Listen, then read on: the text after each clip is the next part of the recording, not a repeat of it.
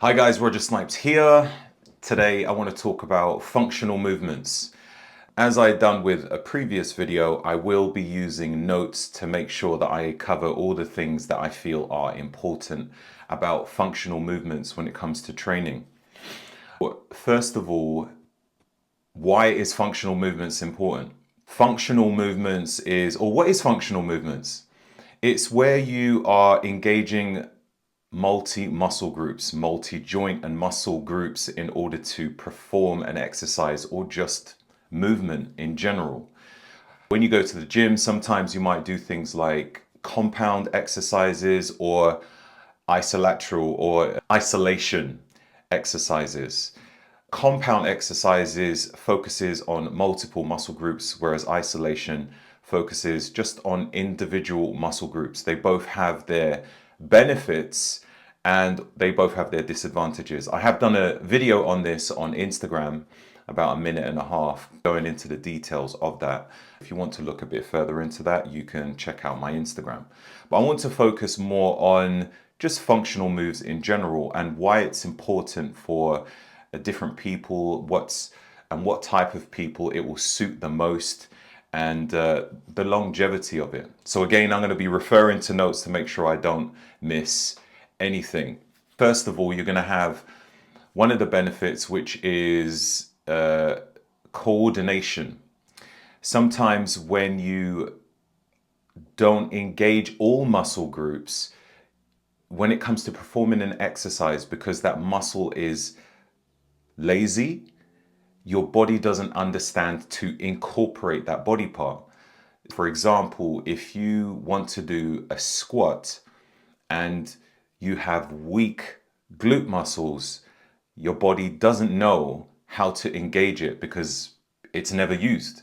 So it's going to end up putting more emphasis on perhaps the lower back or the quads and even the hamstrings. And what ends up happening when you do stuff like that is you end up overcompensating, overdeveloping another muscle group, and then it later develops into an injury, which can be dealt with, but it's better to prevent that situation. Let's have a look. Also, another thing is it helps to improve your overall posture. If you are training mainly your chest, but not so much your back, then you'll end up being a bit just too chest dominant. And when it comes to natural movements like stretching, bending, twisting, any just natural movement that you do on a basic daily basis, even like carrying a bag, your muscles won't be working in unison with each other because certain things are switched off. All right, so one of the key things for functional movements is making sure that you're doing multi-joint exercises.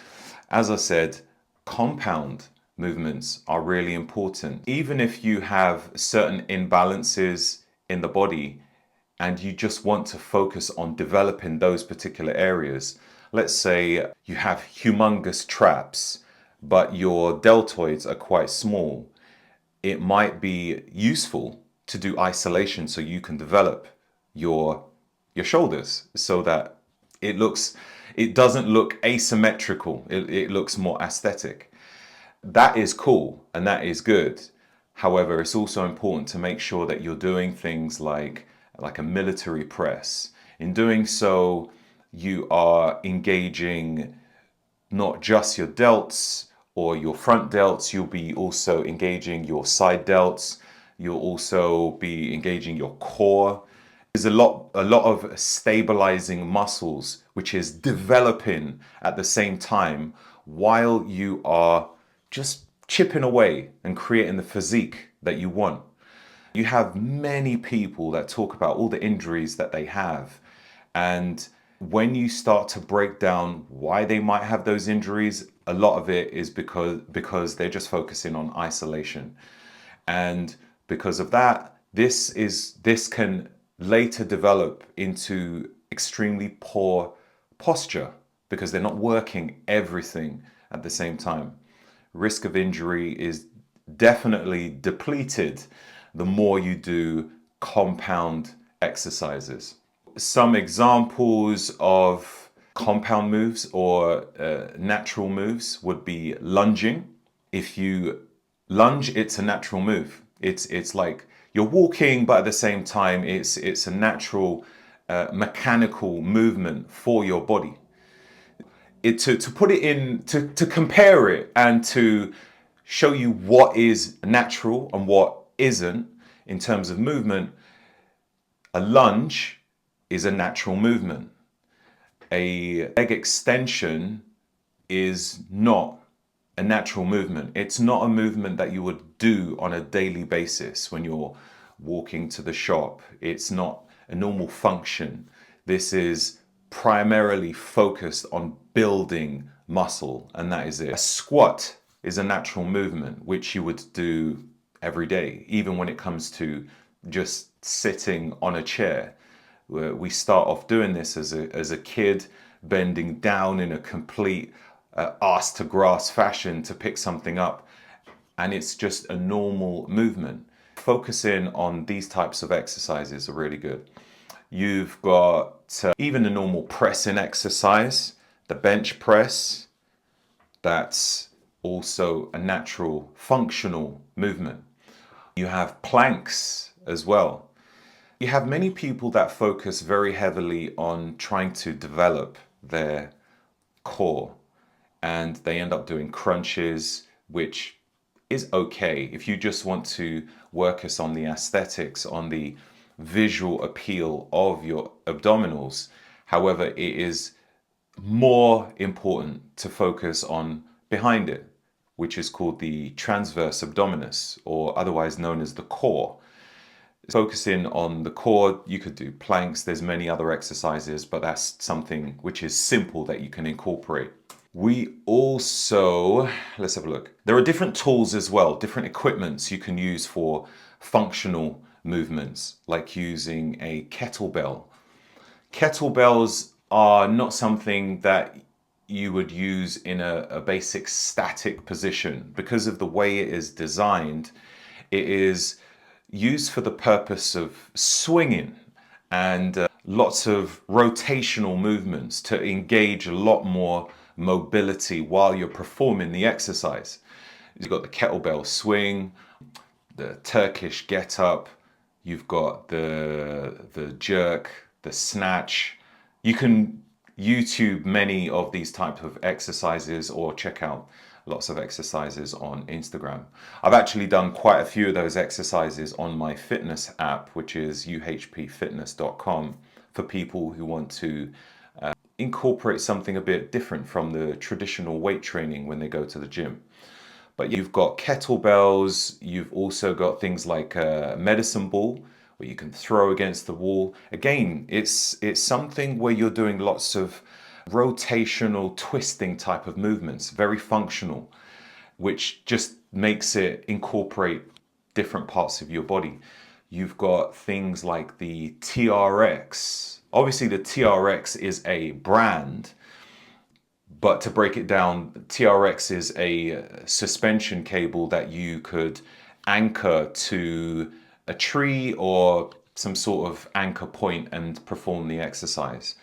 With this tool, you can use it for many different functional moves. It really highly requires a lot of stability to do these exercises, where you might do maybe push-ups, or let's say a bench press. On a TRX, you would be holding these two handles, and there's a lot of core stability required if you were to do a push-up using the TRX. What else do we have?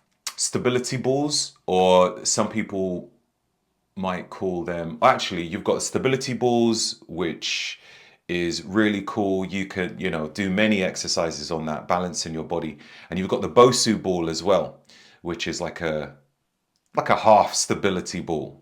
You've got some crazy exercises that some people are doing, which I believe isn't necessary, like doing a barbell squat on a Bosu ball.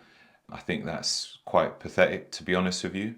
But people do it, I wouldn't suggest it. There are other ways that you could increase your core stability. And there's many safe exercises you could use on a Bosu ball or an exercise ball, or some people might call it a Swiss ball. So anyway, those type of things are very good for functional exercises. Things that you want to try to avoid are not going too heavy too quick. Sometimes people want to build muscle quick. I mean, who doesn't? I get messages all the time saying, Roger, how do I build muscle fast? And I tell them I don't know. I have no idea. I've been training for 30 years, which means that it wasn't quick at all, unless you consider 30 years quick. So if you want to strengthen all your ligaments and joints and connective tissues to make your body more robust, then just take your time with it. Don't go too heavy, too quick. Just check out the exercises, perform them slowly until you start to get strong, and just work on progressive overload. Progressive, not immediate. And so another important thing are the types of people that it will be useful for. As you get a bit older, your body will give you the output of what you have been accumulating throughout the years. So if you've been taking care of your body, when you're older, you'll be able to see it. You have some people that are of the same age, and then when you compare them, you see a complete difference. Some people, they look really old, and some people, they don't. They look really youthful. And you think, how's that even possible? And it's simply because the way they live. And this isn't just down to looks, but you can tell from the people who are doing things like a half marathon or a marathon in their sub 70s compared to someone else who is in their 70s and they are in a wheelchair with lots of medication. Some people think that when you get old or older in your senior years, you need to become decrepit and immobile, when that is not the truth. It's simply a compound of what you've been doing in your youthful years. What some people do is, let's say it's winter time and people become sick. What tends to happen is either they reach for medication or they rush to the shop for some form of vitamin C. You know, they wait until they're actually sick before they think about having vitamin C, where it shouldn't be that way. You should just have vitamin C anyway. And it's the same when it comes to being mobile. Some people, when they are older, because they haven't really worked on their mobility, they have issues, great issues when it comes to movement. So you want to focus on that early so that when you are older, you don't have those problems at all. You're not sitting in a wheelchair or walking around with the crutches. That is what you want to try to avoid. And it's said that people that are in their senior years, they have a higher chance of injury. And it's simply because their muscles have atrophied because they just haven't been using it. Maybe just watching TV, not really walking around so much. So your goal is to avoid that. Be more mobile, walk a lot more, and do more stretches, more functional moves. So when it comes to basic stuff like carrying your bag, you don't have to really overemphasize a movement just to pick up a bag. Yes. And functional movements is also very useful for those that are athletes. So if you want to become an elite athlete, then functional movements is going to provide the difference between being good and being great. So it's like people that go to the gym and they do a half rep, they are still repping. However, if they work on a longer range of motion, then there's going to be a lot more muscle recruitment to do that. So again, this cascades later down the line when you're older, focusing on those functional moves. And if you want to be an athlete, you need to focus on elongating the muscles as much as you can, creating more stretch, focusing on the finer detail, not just aesthetic appeal. A lot of people will look at Instagram and all these videos and all these pictures and just focus on the end goal. I want to look like that, but they don't think so much of what are the detailed intricacies to reach there. And the unfortunate thing is a lot of people will even just opt for drugs to just look that way and not think, okay, what am I doing to my body? What is the functionality of my body? That's not important to some people. And hopefully you're not one of those. And I believe that's it. That's it. So hopefully you found that useful. If you did, then please like, comment, and share, and subscribe. And if you have any questions on other videos which you'd like me to do, please let me know. Just put it in the comments, or you could shoot me a DM on Instagram. I also have Twitter, I have Facebook, but it's always a pleasure to share more stuff. I have a list of things I want to go through, but there could be something that you might want to know that I'm not talking about. So it would be really appreciated if you let me know and I can create a video on it. Thank you very much. Until soon.